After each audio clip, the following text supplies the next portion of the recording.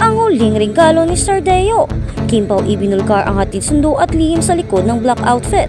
Totoong pag-ibig, hindi na maitatago. Kung bago ka lang sa channel na ito, huwag kalimutang mag-like, share, comment, and subscribe sa isang kaganapan na puno ng pag-aalala at pagmamahal. Muling pinatunayan ng sikat na tandem na Kim Cho at Paolo Avellino o mas kilala bilang King Pao ang kanilang matibay na koneksyon. Ito ay ang pagsapagdalo nila sa kaarawan ni Sir Teo, ang taong kinikilala nilang unang naniwala at nagtaguyod ng kanilang love team. Ngunit higit pa sa taos-pusong tribute, may isang malaking chika ang lumabas at ito ay galing mismo sa isang malapit sa kanila, si Direk Jojo. Ayon sa direktor, may paghatid at sundo na nagaganap ang dalawa. Idagdag pa ang kanilang terno na all black na OOTD na ayon kay Kim ay may hatid na himala. Tanong ng bayan, ang forever ba ng Kim Pao tuluyan nang nag-umpisa?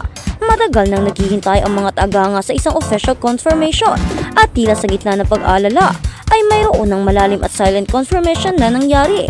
Ang mga larawan at kwento ay nagpapatunay ang Kim Pao chemistry hindi lang pang serye. Hindi matatawaran ang pagmamahal at pagtatanaw ng utang na loob ni Kim at Paolo kay Sir Deo. Siya ang dakilang bayani sa likod ng Kim Pao, ang unang nakakita sa magic na taglay ng kanilang tambalan. Sa gitna ng pag-aalinlangan at ingay ng industriya, si Sir Deo ang naglaban para sa kanila. Kaya naman kahit pumanaw na siya at hindi na pisikal na nasaksihan ang bunga ng kanyang pagsisikap, ang pagiging present ni Kim at Paolo sa kaarawan ay isang simpleng ngunit malalim na paraan na pagpapakita ng kanilang pasasalamat. Ito ay patunay na sa kabila ng kanilang success at kasikatan, nananatili silang mapagkumbaba at loyal sa mga taong tumulong sa kanila.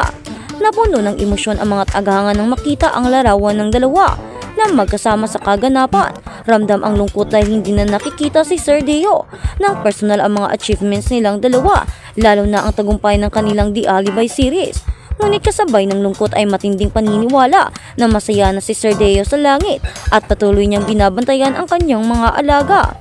Ang presensya ng Kim Pao ay hindi lamang pag-alala, kundi isang pangako na patuloy nilang isa sa buhay, ang legacy ng taong naniwala sa kanilang forever. Ang kanilang pagbisita ay isang huling tribute na nagpapakita na ang pundasyon ng Kim Pao ay hindi lamang sa trabaho, kundi sa tunay na pagmamahal at paggalang. Ito ang pinakamahalagang regalo na maibibigay ni Kim at Paolo sa kanilang mentor, ang mga pahiwatig na hindi na matatanggihan, Black OOTD at hatid sundo. Ngayon dumako tayo sa mas nakakakilig na bahagi ng kwento, ang mga pahiwatig na hindi na matatanggihan at nagpapatunay na ang Kim Pao ay nasa next level na. Agad na napansin ng mga mapanuring mata ng fans ang kanilang all black na outfit o the day of OOTD. Hindi ito basta-basta. Matatandaan na noong nakaraang panayam kay Kim Cho, binanggit niya na kapag nagsusuot siya ng itim tila may himala na nangyayari sa kanyang buhay. Sa konteksto ng kanyang personal at love life, ang tumatalon agad sa isip ng lahat ay ang kanyang relasyon kay Paolo Avellino.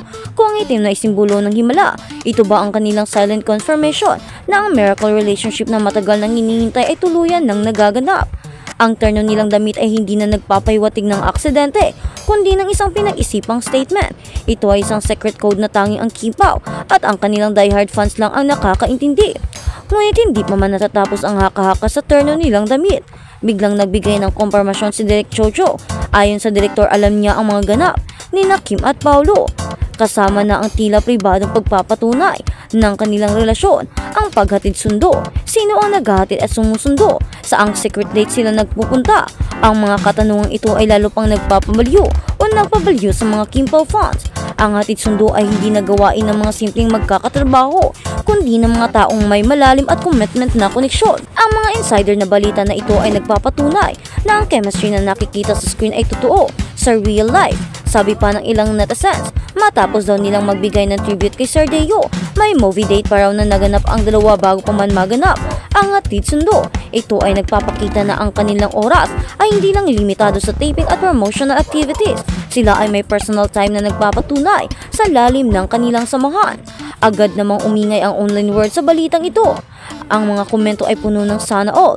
Ang mga panalangin na sana ang Kim Pao ay maging panghabang buhay. Para sa kanila, ito na ang golden era ng Kim Pao. Walang pakialam ang fans sa mga ingay na nanggagaling sa mga haters at mga taong hindi kumbinsido sa kanilang chemistry. Ang mahalaga nakikita nilang masaya at matatag ang kanilang iniidolo. Sabi pa ng ilang komento, ramdam na nila ang pagmamahalan sa bawat kilos at titig ng Kim Pao. Ang paghatid sundo at ang terno na damit ay sapat ng ebidensya para sa kanila. Ang Kim Pao ay hindi na isang love team na pilit kundi isang natural na pag-aalab na nagsisimula sa trabaho at ngayon ay tila lumalabas na sa real life. Sabi nga ng isang tagahanga, ang forever na hinihingi namin unti-unti nang ibinibigay. Ang social media ay napuno ng trending topics at hashtags na nagpapahayag ng kanilang suporta at excitement. Ang mga meme at fans days ay lalo pang nagpapakita ng kanilang dedikasyon sa tandem. Bukod pa rito ang success ng kanilang The Alibay series ay nagpapatunay na ang Kim Pao ay hindi lang tungkol sa kilig, kundi pati na rin sa talent at professionalism. Ang kanilang on-screen performance ay tila nagiging reflection ng kanilang real-life chemistry na lalo namang nagpapakilig sa mga tagahanga. Sabi nga nila ang eye-to-eye contact at ang subtle gestures ng dalawa ay hindi na matatawag na acting lang, kundi tunay na nararamdaman. Ang ingay ng mga haters ay nagiging background noise na lang dahil sa mas malakas at mas matibay ang suporta na nanggagaling sa Kim Pao, ang kinabukasan ng Kim Pao at ang patuloy na pag-aabang. Ang mga kaganapan sa kaarawan ni Sir Teo ay nagsisilbing paalala na ang pag-ibig at loyalty ay laging nananaig. Ang Kim Pao bukod sa pagiging mahuhusay na artista ay nagpapakita ng tunay na pagmamahal sa taong naniniwala sa kanila at kasabay nito nag-iwan ng matinding tanong tungkol sa kanilang personal na buhay. Ang himala sa itim at ang hatid sundo ay sa mga clue na nagbibigay ng pag-asa sa mga fans. Ito ang mga sweet gestures na nagpapatunay na mayroon ng something real sa pagitan ng dalawa. Suportahan natin ang kanilang proyekto, ang The Alibay series na kasalukuyang top trending. Ngunit habang tayo ay nakatutok sa kanilang career, hindi natin maiiwasang mag-abang.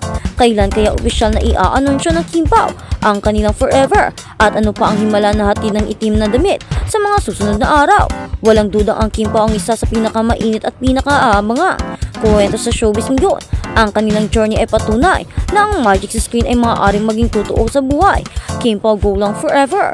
At sa kabilang banda, Kim Chiu palaban na sa hubaran, ang ganda ng launching ng body ko. Kim Chiu palaban na. Tinanong namin ang actress na base sa teaser ng The Alibay ay nagpakita siya ng skin at paano siya napapayag. At hanggang saan ang limit niya o walang limit dahil si Paolo Avellino ang partner niya. Sabi naman niya, ang pagpapakita ko ng aking katawan ay hindi naman sinyalis na pangbabastos. Ito ay pagpapakita ng aking kakayahan at hindi naman ibig sabihin ay naghubad ako ay talagang hubad-hubad ako.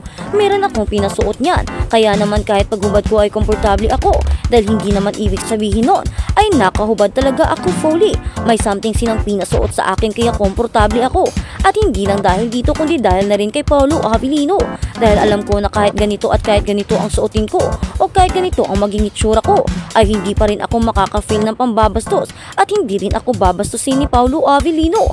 Paniniwala lang sa sarili at sa kasama ko at sa partner ko na gagawin ko ito. Yun lang ang naging dahilan kung bakit confident ako at sa mga staff at crew